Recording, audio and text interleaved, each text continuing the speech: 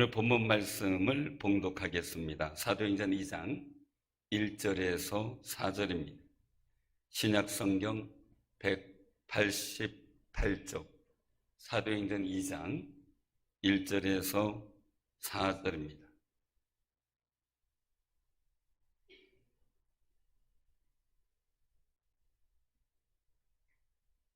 사도행전 2장 1절에서 4절.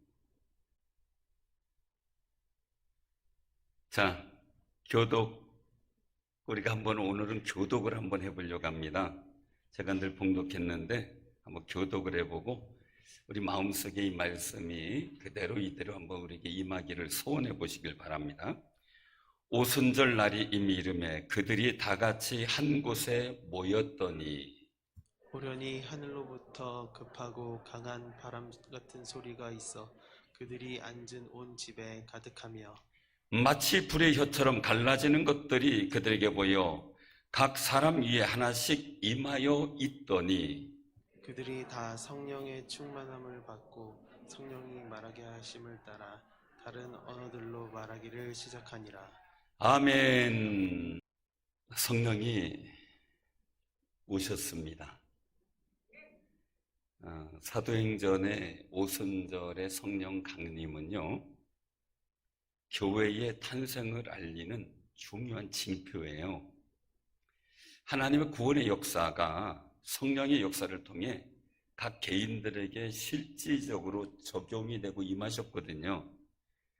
그동안은 하나님의 역사 속에서 선택받은 사람에게만 성령의 임재를 허락하셨어요. 그런데 오순절 마가의 다락방에서 기도하던 제자들을 120명의 사람들에게 성령님이 각자에게 임하게 되시면서 세상 앞에 온전히 이 교회의 모습을 드러내게 하셨던 겁니다. 이런 의미에서 오순절 이 성령 강림은 교회의 탄생을 알리는 날이기에 우리 교회의 생일이다 이렇게 표현을 합니다. 그러니까 지구상에 있는 모든 교회의 출발점이라고 할 수가 있는 거죠. 성자 예수님이 인간의 몸을 입고 이 세상에 태어나실 때 성령으로 잉태하셨어요. 세례를 받으실 때에도 성령님이 임하셔서 하나님의 독생자 예수 그리스도로 인정이 되셔요. 마태복음 3장 16절에서 17절에 보면 예수님께서 세례를 받으시고 물에서 올라오시는 장면이 나와요. 그때의 광경을 보면 하늘이 열리고 하나님의 성령이 비둘기같이 내려 자기 위에 임하심을 보셨다라고 해요. 또 오늘 말씀 속에 보면 마치 불의 혀처럼 갈라지는 것들이 그들에게 보여 각 사람이 하나씩 임하여 있다라고 말씀하죠. 오늘 강단에도 보면은 십자가에 있는 스토리의 의미도 보면 성령의 불길 속에 비둘기가 많이 내려왔어요. 사랑하는 성도님들, 성령이 임재하시면 각양각색의 표현이지만 예수님 때는 성령이 비둘기같이 내려오셨고 그리고 하늘로부터 소리가 나죠. 이는 사랑하는 내 아들이요 내 기뻐하는 자라 라고 선언하셔요. 이 일들 속에서 예수님은 그리스도다라고 하는 것이 드러나요. 그리스도란 뜻이 있는데 기름 부음을 받았다라는 뜻입니다. 성령이 비둘기같이 그의 머리에 임하시고 하늘에서 그에게 기름 붓듯이 성령을 부어주신 그 사건이 예수가 그리스도이신 것을 세상에 앞에 나타내 보인 것처럼 마가의 다락방에 성령이 임하심은 교회가 세상에 드러나도록 만드신 놀라운 사건이에요. 그 성령이 여러분들에게 임하시고 여러분들 세상에 그리스도인들로 드러나게 하시며 여러분들을 세상의 빛이다라고 말씀하시는 거예요. 이는 하나님께서 이사야 선지자를 통해서 약속하신 것을 성취하신 거죠. 이사야 61장 1절에 보면 주 여호와의 영이 내게 내리셨으니 이는 여호와께서 내게 기름을 부으사 가난한 자에게 아름다운 소식을 전하게 하려 함이라. 주의 영이 내리셨는데 기름을 부어서 가난한 자에게 아름다운 소식을 전하게 하려 하십니다 라고 고백해요. 한마디로 말씀드리면 세속적 영향을 받는 것이 아니라 거룩한 영향을 끼치며 살아가는 존재를 말씀하는 거예요. 성령 받은 사람의 품위와 능력, 그것은 세상에 영향을 받고 살아가는 사람이 아니고 세상에 영향을 끼치며 살아가는 사람이라는 거예요. 그래서 제자들이 세상에 영향을 받고 이식받았지만 그들이 성령을 받은 후에 세상에는 복 있는 영향을 끼치며 안전병을 일으키며 역사를 일으키며 살아가는 것을 보게 됩니다. 그래서 우리는 여기서 중요한 사실을 알아야 돼요. 첫 번째는요, 성령 강림은 하나님의 약속의 성취를 보여주는 거예요. 하나님의 말씀은 반드시 꼭 이루어진다는 사실을 확신하시기를 바랍니다. 하나님의 약속을 믿는 사람들을 통해서 이루시는 거예요. 아무나 아니에요. 하나님의 약속을 분명히 믿으시길 바랍니다. 믿음 있는 자가 되어야 되겠죠. 성자 예수님께서도요, 제자들에게 약속을 하세요. 예수님께서 부활승천하시면서 제자들에게 말씀하셨죠. 사도행전 1장 8절에서 오직 성령이 너희에게 임하시면, 오직 너희에게 성령이 임하시면, 제가 이렇게 바꾸어서 읽을 때 봉독할 때도 있어요. 오직 너희에게 성령이 임하시면, 오직 성령이 너희에게 임하시면 너희가 권능을 받고 예루살렘과 온 유대와 사마리아 땅 끝까지 이르러 내 증인이 되리라. 성령이 우리에게 임하시기를 소원하시기를 바랍니다. 주님이 선포하셨는데 그 말씀이 제자들에게 이루어진 거죠. 그런데 이미 이전에 주님께서는 또 말씀하셨어요. 요한복음 14장 16절 17절에 보면 내가 아버지께 구하겠으니 그가 또 다른 보혜사를 너희에게 주사 영원토록 너희와 함께 있게 하리니 그는 진리의 영이라. 세상은 능히 그를 받지 못하나니 이는 그를 보지도 못하고 알지도 못함이라. 그러나 너희는 그를 아나니 그는 너희와 함께 거하시며 또 너희 속에 계시겠습니다 라고 말씀하셔요. 보혜사 성령으로 오시고 우리와 같이도 계시지만 우리 안에 거하신다는 거예요. 이 약속을 예수님께서 하신 것이 그대로 오순절 마가 다락방에서 이루어진 건데, 그런데 사실은요, 이미 성부 하나님께서 이미 오래전에 선지자를 통해서 하나님의 성령의 임재를 선포해 놓으셨어요. 요엘 선지자를 통해서 선포하셨는데 요엘서 2장 27절에 보면 그렇게 말씀하세요. 내가 이스라엘 가운데 있어서 너희 하나님 여호와가 되고 다른 이가 없는 줄 너희가 알 것이라. 내 백성이 영원히 수치를 당하지 아니하리로다. 그 후에 내가 내 영을 만민에게 부어주리니 너희 자녀들은 장래일을 말할 것이며 너희 늙은이는 꿈을 꾸며 너희 젊은이는 이상을 볼 것이며 그때 내가 내 영을 남종과 여종에게 부어줄 것이며 라고 선포하셔요. 이것은 놀라운 역사예요. 하나님은 사울에게 주었던 하나님의 영을 거두어 다윗에게 옮겨주시는 역사를 보이셨어요. 그런데 이제는 모든 사람에게 제한 없이 누구요? 너희 여호와 하나님이 되고 다른 이가 우리 하나님이 여호와인 것 외에 다른 이가 없는 줄 알고 믿으면 이거예요. 예수 그리스도가 나의 구세주임을 믿으면 성령의 은혜를 부어주신다는 거예요. 사랑하는 성도님들, 이 약속의 말씀이 이루어졌다는 것을 베드로는 선포를 했어요. 우리는 하나님의 약속은 꼭 성취된다는 것을 믿으며 사는 귀한 승리자들이 되시기를 바랍니다. 그러니 우리도요, 성령님의 강력한 임재 그리고 성령 충만함을 경험하기를 사모하시기를 바랍니다. 세상에 염려, 근심, 충만, 낙심, 충만 이래가지고는 안 되잖아요. 성령 충만한 은혜 속에 주의 평강이 여러분들에게 임할 줄로 믿습니다. 왜 그러냐면 성령의 은혜를 경험할 때, 성령의 임재를 경험할 때 하나님의 약속이 진리인 줄로 확신한 믿음의 담력이 생기거든요. 저도 학생 때, 청년 때, 그리고 목회 생활하면서 수많은 성령의 강림의 은혜의 역사를 재확인하고 체험하고 하는 일들 속에 제 마음속에 생겨나는 확신은 하나님 말씀은 사실이다라는 거예요. 사실이다. 성부 하나님과 성자 예수님께서 약속하신 성령님이 이 오순절 날에 120명의 제자들에게 동시적으로 임재했어요. 성경의 약속대로 말이죠. 한 사람 한 사람에게 임하던 하나님의 영이 한꺼번에 임하게 된 거죠. 그래서 이 모든 성경의 약속이 이루어지게 된 겁니다. 하나님의 약속을 기다리며 은혜를 사모하는 사람들, 어떻게 해야 될까? 오늘 본문 말씀 속에 보면요, 1절에 보면 오순절 날이 이미 이르매 그들이 다 같이 한 곳에 모였더니 라고 말씀하죠. 최소 이 당시에는 예배 시간이고요, 기도 시간이라는 거죠. 따라서 우리도요, 최소한 교회가 정해놓은 예배 시간, 기도 시간, 이 시간만큼은 최선을 다해 열심히 참석하려고 한번 결심하고 애쓰는 귀한 삶이 되시길 바랍니다. 로이드 존스 목사님은 그런 얘기를 했어요.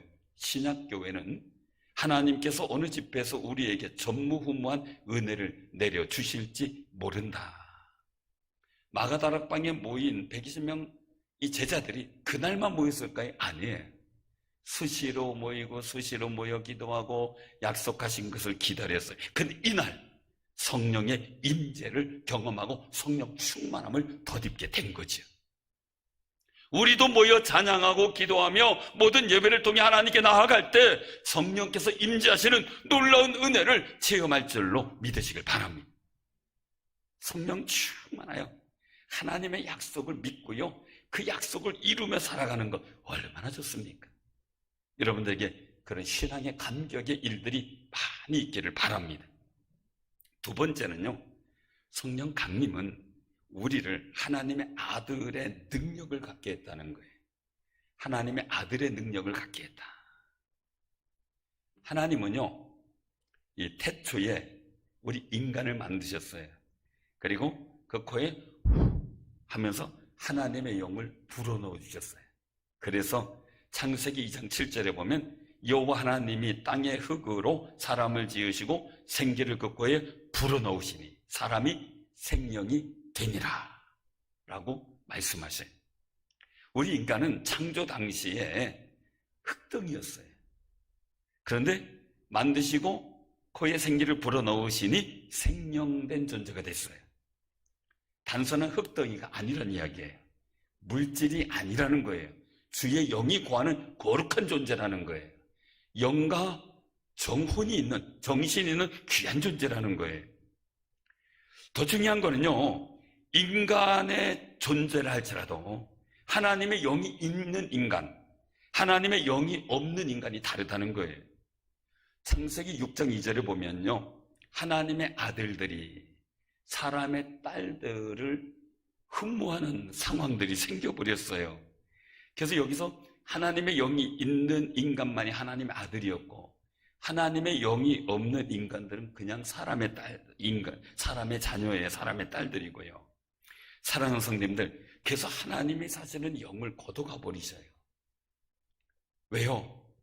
하나님의 아들들이 육신이 되어버렸기 때문에 그렇죠.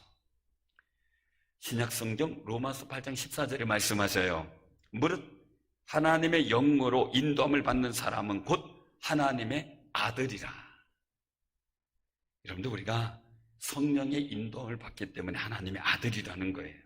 하나님의 영이 임하시면 하나님의 아들로서의 존재 가치로 변화되어진 모습이 우리라는 거예요. 그러니까 너무요, 안 믿는 사람 이거 얘기하지만 어떻게 자존심 상하게 안 믿는 사람보다 믿는 사람이 못하다 이런 얘기를 하는, 물론 부족함도 있을 수 있어요. 도덕적으로, 윤리적으로, 아니면 인간 인격적인 모든 면에서. 그러나 근본적으로 여러분들은 하나님의 아들로서의 존재가, 가치가 있다는 사실을 확신하며 사시기를 바랍니다. 우리가 더 성화돼야 되겠죠. 더 아름다운 모습으로 가야 되겠죠. 그렇지만 그 전까지 그래도 부족해도 우리는 하나님의 아들들의 권세를 가진 사람들이에요. 하나님의 아들들은요, 단순한 게 아니에요. 하나님의 능력을 부여받을 자격이 있어요. 하나님의 아들인 우리는 내 힘과 내 능력으로 살아가는 것이 아니라 하나님의 능력으로 살아갈 때 진정한 하나님의 아들들이에요. 그러니까 너무 내 가진 능력만 가지고 좌절하지 마시고 하나님의 능력을 덧입을 소망을 갖고 기도하시기를 바랍니다. 여기 있는 저도 많은 부족한 사람이에요. 지금도 부족해요. 아직도 뭐 부족해서 하나님 앞에 늘 기도하지만 그래도 이만큼 변화된 것이 하나님의 성령의 도우심이었어요. 사랑하는 성도님들, 하나님의 능력과 은혜를 경험했기 때문에 그래도 하나님 앞에도 바로 서려고 하고 주의 거룩한 은혜를 나타내려고 최선을 다하는 거죠. 누가복음 24장 49절에서 말씀하셔요. 볼지어다 내가 내 아버지께서 주시는 능력으로 살아가라고 말씀하는 거예요. 그래서 볼지어다 내가 내 아버지께서 약속하신 것을 너희에게 보내리니 라고 말씀하세요. 하나님께서 주신 능력으로 살아가라고. 너희는 위로부터 능력으로 입혀질 때까지 이 성에 머물라 라고 하는 거예요. 제가 설명 없이 그냥 성경만 보는 거 합니다. 볼지어다 내가 내 아버지께서 약속하신 것을 너희에게 보내리니 너희는 위로부터 능력으로 입혀질 때까지 이 성에 머물라 하시니라. 이 약속과 사도행전 1장 8절의 약속의 말씀을 사모하며 기도한 제자들에게 하나님의 능력이 입혀졌어요. 하늘로부터 급하고 강한 바람 소리가 확 납니다. 불의 혀처럼 갈라지는 것들이 각 사람 위에 하나씩 임하기 시작합니다. 그러더니 제자들이 다 성령의 충만함을 받아요. 그리고 성령이 말하게 하심을 따라 다른 언어들로 말하기 시작하는데 방언의 은사가 처음으로 나타나게 된 거죠. 이 당시에 나타난 방언을 듣는 사람이 다 놀라 신기하게 여겼어요. 왜요? 분명히 저들은 갈릴리 사람 같아요.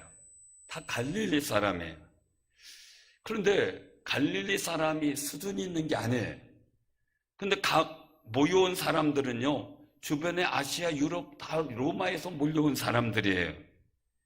그런데 이 사람들이 듣기에 저 사람들은 외국어를 할지 모르는데 한마디로 외국어를 교육받거나 배운 적이 없는 사람인데 자신들이 사는 지역의 언어로 기도를 하고 있는 것을 보는 거죠.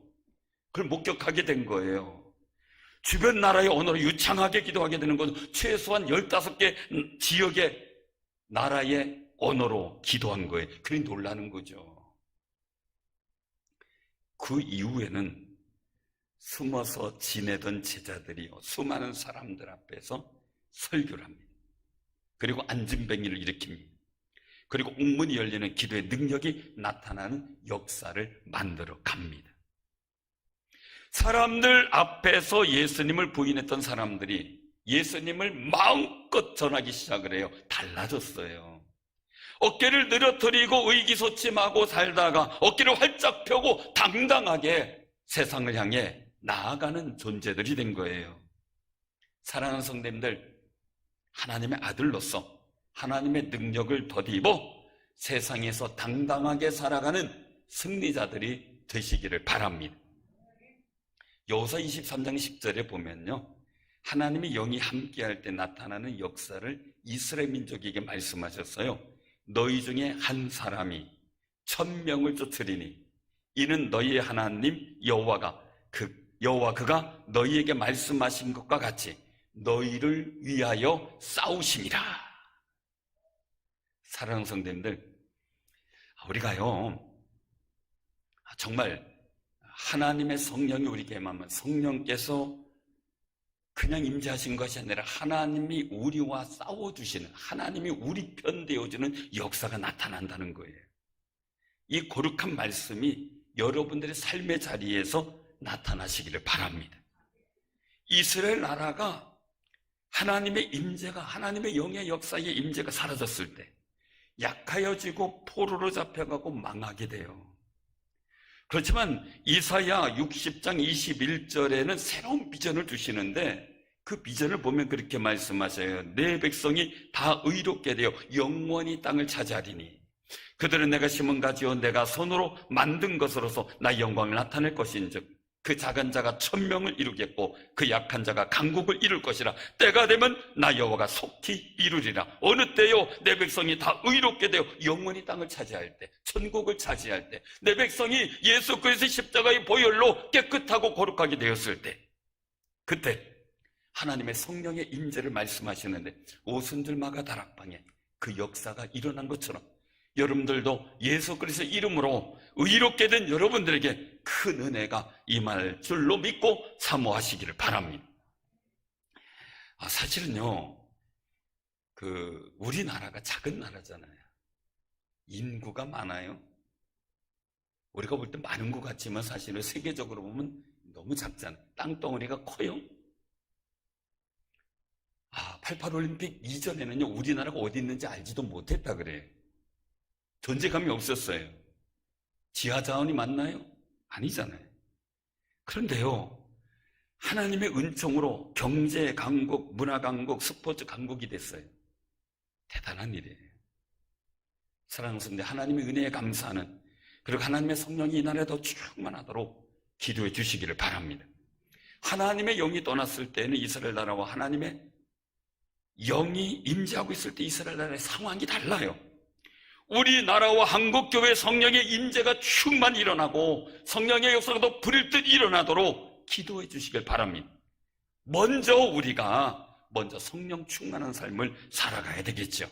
그럴 때 하나님의 아들의 능력과 권세가 여러분들 삶 속에, 우리 교회를 통하여 여러분들 삶의 자리에 나타나게 될 줄로 믿기를 바랍니다. 세 번째는요, 예수 그리스도에게 속한 소속감이 있는 사람이 돼요. 예수 그리스도에게 속한 사람이 된다 이 말이. 한마디로 보면 사랑하는 성도님들, 소속이 달라졌어요. 에베소 2장 2절에 보면요, 예수 그리스도 영접하기 전에 우리의 소속을 말씀하시는데, 이 세상 풍조를 따라서 공중권세 잡은 자를 따른, 우상을 섬기고 사단에 사로잡힌 삶을 살았다. 한마디로 불순종의 아들들 가운데 역사는 영에게 끌림받던 존재였다. 나는 아니라고 부인할지라도 하나님을 떠나버리게 만들었던 그 영적 존재에 끌려가고 있는 존재였다는 거죠. 결과는 사망이고 지옥이죠. 그래서 우리가 어떻게 분류됐느냐? 본질상 하나님이 볼 때 진노의 자녀, 멸망받을 자녀로 소속이 분리되어 있었던 존재였다는 거예요. 근데 이제는 다르다는 거죠. 성령의 은혜를 받고 소속이 달라졌어요. 우리가 예수 그리스도 안에 있기 때문에 우리는 그리스도에게 속한 사람이 된 줄로 확신하시기를 바랍니다. 우리는 사단에 속하면 안 돼요. 사단의 유혹을 이기고 승리해야 되겠지요. 로마서 8장 8절에서 9절에 보면 그렇게 말씀하세요. 우리 한번 제가 봉독할 때 따라해 주시길 바랍니다. 육신에 있는 자들은 하나님을 기쁘시게 할 수 없느니라. 만일 너희 속에 하나님의 영이 거하시면 너희가 육신에 있지 아니하고 영에 있나니, 누구든지 그리스도의 영이 없으면 그리스도의 사람이 아니라. 아멘. 우리는 육의 사람이 되면 안 돼요. 그리스도의 영으로 충만할 때, 하나님의 성령으로 충만할 때 우리는 영의 사람이 되어 하나님을 기쁘시게 할 수 있는데, 육의 사람이 되면, 성령이 없는 사람이 되면 하나님을 기쁘시게 할 수 없다는 거예요. 성령께서 죄 많은 우리에게 임하실 수 있습니까? 아니죠. 의인이 됐을 때 임하신 거죠. 예수 그리스도를 믿음으로 내가 죄사함을 받는 그 순간 성령을 선물로 주시게 되는 겁니다. 그래서 우리는 예수 그리스도에게 소속된 그리스도의 사람들이에요. 그래서 우리는 분명한 소속감을 가져야 돼요. 우리는 충주 삼일교에 소속된 귀한 사람들이에요. 이 거룩한 소속감을 가져야 돼요. 집안 얘기를 많이 하잖아요. 집안, 제가 한 소리 좀 듣는 얘기를 했어요. 왜냐면 딸이 이제 손녀를 낳잖아요. 그랬더니 이제 여러 가지 얘기를 하더라고요. 요구사항도 있잖아요. 그래서 제가 그랬어요. 박씨 집안 일인데 내가 왜 간섭하냐. 네, 그랬어요. 혼날 일이죠. 그래서 한 소리 들었어요. 제가 그냥 넛을 떠느냐고 했지만 가만히 생각해 보면요, 우리가 정말 이 성이라는 어떤 이 소속감이라는 거 굉장히 중시했었거든요. 우리가 분명히 성령 안에서 그리스도인이라고 소속된 사람들은 분명히 예수 그리스도를 위한 삶을 살아가요. 예수님의 몸인 교회를 세우기에 헌신하기도 하죠. 어떻게 하면 예수님께 영광이 될까를 고민하게 돼요. 창세기 6장 3절에 보면요, 나의 영이 영원히 사람과 함께하지 아니하리니 이는 그들이 육신이 됨이라 라고 한탄하셔요. 하나님이. 심각한 일이 발생된 거죠. 그 이유가 뭐냐면요, 하나님의 아들들이 육신의 사람들, 사람의 딸들과 어울려 함께 지내기 시작하면서 나타난 상황이에요. 하나님 아들들이 사람의 딸들의 아름다움을 보고 자기가 좋아하는 모든 여자를 아내 삼게 되었는데, 이게 창세기 6장 2절 말씀이거든요. 그런데 거기에서 문제가 생기는 거예요. 하나님의 아들로서의 품위를 잃어버렸어요. 하나님의 아들다운 모습을 잃어버렸어요. 사랑하는 성도님들, 세상에 살아가면서요, 세상의 모습을 부러워하고 닮아가면 무너지는 거예요. 하나님의 영이 근심하는 거예요. 우리는 예수님을 닮아가야 될 줄로 믿으시길 바랍니다. 예수님이 육신으로 이 땅에 거하신 하나님의 아들이시기 때문에 예수님을 바라보며 그 십자가도 바라보며 부활도 바라보며 닮아가면 우리는 하나님의 아들로서의 품위를 갖게 되는 거죠. 그때 우리 영의 사람이 되는 거예요. 로마서 8장 15절에서 18절 내용에 보면 이거 잘 기억하시기 바랍니다. 우린 양자의 영을 받았다. 그래서 우리가 아빠, 아버지라고 부르진다는 거예요. 이게 그래서 영이 없으면 이게 안 된다는 거죠. 성령님께서 친히 우리 영과 더불어 우리가 하나님의 자녀인 것을 증언하시는데, 그 증언의 모습이 내 입술 속에서 하나님 아버지, 나의 구주 예수 그리스도를 고백하는 그 고백이 터져 나오게 만드는데, 그게 바로 예수 성령께서 내 안에 계시는 증거라는 거예요. 내 자유로 되는 게 아니라 성령께서 그렇게 하시게 한다는 거죠. 누구든지 예수를 믿고 하나님의 아버지라 예수 그리스도를 구주라 고백하면 그 사람은 이미 성령 세례를 받은 사람이라는 사실을 확신하시길 바랍니다. 그 속에서 우리는 살아가는 거죠. 그 은혜를 받고 살아가는 우리 하나님의 자녀고 하나님의 상속자예요. 그리스도와 함께한 상속자예요. 영원한 생명을 상속받아요. 천국을 상속받아요. 하나님의 복을 상속받아요. 또한 성령 강림을 통해 하나님의 능력을 상속받게 돼 있어요. 이러한 상속은 예수 그리스도에게 속한 자는 분명한 소속감이 있어야 된다는 겁니다. 그래서 어디서 또 누가 났다, 어디서 누가 교주가 있다, 거기에 속지 마세요. 분명한 예수 그리스도에 대한 소속감이 있을 때 하나님의 성령은 우리에게 임하게 되고 다른 것을 부러워하게 되고 그런 문제가 생기고 육신이 되어버리고 말 때가 있습니다. 우리가 이 그리스도에게 소속감을 가질 때 장애도 있죠. 왜요? 고난같이 어려운 상황들이 있을 때 우리가 도무지 이해하지 못할 사건 때문에 답답하고 아파서 하나님 앞에 섭섭한 마음이 생길 때, 그런데 이 로마서 8장 15절 18절 내용 속에서 말씀하세요. 우리가 그와 함께 영광을 받기 위하여 상속받기 위하여 고난도 함께 받아야 할 것이니라. 중요한 말씀을 하시는데요, 현재의 고난은 장차 우리에게 나타날 영광과 비교할 수 없다라고 선포하세요. 현재의 고난, 장차 우리에게 나타날 영광, 비교해 보시면 이 현재의 고난은 아무것도 아니라는 거죠. 예수님께서 부활의 역사를 보았기 때문에 십자가의 고난은 아무것도 아니었던 거예요. 결국 부활하셨기 때문에요.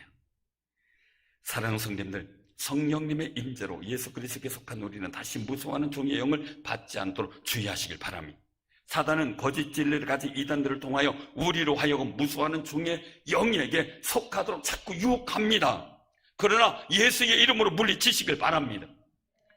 열왕기상 18장 21절에서 보면요, 엘리야 선지자가 나와요. 우상으로 물들은 땅, 그리고 폭정을 일삼고 있는 아합 왕에게 눌리고 기가 죽어서 하나님께 예배하지 못하는 그런 시대였어요. 그때 엘리야가 갈멜산 꼭대기에서 모인 백성들에게 외칩니다. 너희가 어느 때까지 둘 사이에서 머뭇하려느냐? 여호와가 만일 하나님이면 그를 따르고 바알이 만일 하나님이면 그를 따를지니라. 그런데요, 거기에 모인 수많은 이스라엘 백성이 대답을 안 해. 우리도 마스크 쓰고 대답을 안 해. 이게 사랑하는 성도님들, 왜냐면요, 우상을 섬기고 하나님을 대적하는 잘못된 사상을 가진 아합과 이세벨이 있었고요. 또한 우상인 바알과 아세라 신상을 섬기는 선자가 850명이 진치고 있어요. 아합과 군대가 있고 말이죠. 하나님 편은 엘리 한 사람밖에 없는 상황이에요. 그러니까 백성도 기죽어 가지고 소리를 못 내고 있는 거예요. 엘리야 선자가 분명을 해요. 여호와의 선자는 나만 홀로 남았으나 바알의 선자는 450명이로다. 그런데 놀라운 거는요, 그 엘리야 한 사람이 부르짖는 탄원을 들으시고 하나님은 불로써 제단에 역사하셨어요. 숫자가 중요한 게 아니에요. 하나님의 영을 받아 하나님의 소속감을 갖고 어떤 상황에서도 주님 앞에 서 있는 사람을 통해 하나님이 역사하셔요. 시편 50편 22절 23절을 기억해 보시기 바랍니다. 하나님을 잊어버린 너희여 이제 이를 생각하라. 그렇지 아니하면 내가 너희를 찢으리니 건질 자 없으리라. 감사로 제사를 드린 자가 나를 영화롭게 하나니 그의 행위를 옳게 하는 자에게 내가 하나님의 구원을 보이리라. 할렐루야. 우리가 꼭 기억하시기 바랍니다. 하나님을 잃어버린 너희여. 어느 양로원에 계신 분이 사회복지사가 물었대요. 치매에 걸린 어르신한테 예수님이 누구세요? 그랬더니 그 남자요. 예수님 아세요? 그 남자 알아요. 그 남자가 누군지 모르는 거지. 사랑스러운데 다 잊어버려도 하나님과 그리스도 예수와 성령님은 절대 잊지 마시기를 바랍니다. 그것을 기억하는 사람이 뭡니까? 감사로 제사를 드리며 하나님께 예배드리며 찬양과 경배를 드리는 그 행위를 옳게 하는 자에게 하나님의 구원을 보이신다 라고 말씀하셔요. 여러분들 삶의 자리에 하나님의 구원의 역사가 나타나시기를 바랍니다. 세상에서 안 믿는 분들이 많은 데서 근무할 수도 있어요. 그런 데서 여러분들 기죽지 마시고요, 하나님은 내 편이시다, 나와 함께 하신다라는 고백을 늘 잊지 마시기를 바랍니다. 가족 중에서 다 안 믿고 나 혼자만 믿는 가족도 있어요. 그래도 기죽지 마시기 바랍니다. 내가 그 가정의 축복의 통로요 구원의 통로가 될 줄로 믿으시길 바랍니다. 다만 중요한 것, 성령의 임재가 임하기를 기도하는 거예요. 하나님은 예수님께 속한 사람을 통해서 역사하기 때문에 여러분들이 역사의 주인공으로 택함을 받았다는 사실입니다. 성령님은 우리와 함께 하십니다. 그리고 로마서 8장 10절에서 11절에 말씀하는데 그리스도께서 너희 안에 계시면 몸은 죄로 말미암아 죽은 것이나 영은 의로 말미암아 살아있는 것이니라. 예수를 죽은 자 가운데 살리시니 영이 너희 안에 거하시면 그리스도 예수를 죽은 자 가운데서 살리시니가 너희 안에 거하시는 그의 영으로 말미암아 너희 죽을 몸도 살리시리라. 아멘. 성령이 없는 사람은 부활에 참여할 수 없다는 겁니다. 성령의 임재와 그 충만함을 받은 사람, 그래서 내가 예수 그리스도를 나의 구주로 하나님 아버지라 부르는 그 사람에게는 부활의 소망이 있다는 겁니다. 그 부활의 소망 갖고 정말 여러분들의 성령의 임재와 충만함을 덧입어 믿음의 거룩한 승리를 이루어가는 아름다운 삶이 되시기를 주님의 이름으로 축원합니다. 아멘. 기도합니다.